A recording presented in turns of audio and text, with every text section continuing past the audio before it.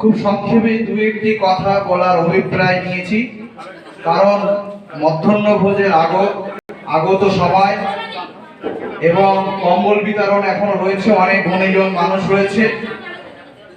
লম্বা চওড়া বক্তব্য দেওয়ার যেমন অবকাশও নেই, তেমন অভিপ্রায়ও নেই।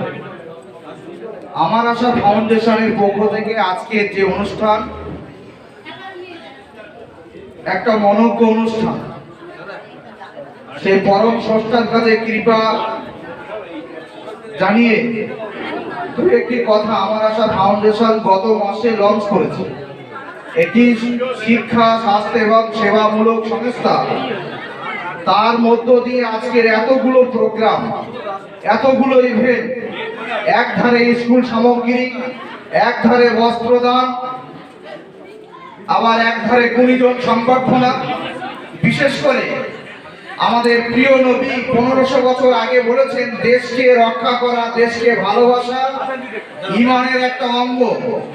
আমার আশা ফাউন্ডেশন সেই দিকে লক্ষ্য রেখে দেশকে রক্ষা, সুরক্ষিত রাখার জন্য সীমান্তবর্তী এলাকায় অত্যন্ত প্রহরীর মতো রাত দিন জেগে আমাদের ভারতকে, আমাদের ইন্ডিয়াকে, আমাদের দেশকে সুরক্ষিত রাখে এবং তাদের দায়িত্ব পালন করে, তাদেরকে সম্মান জানিয়েছে।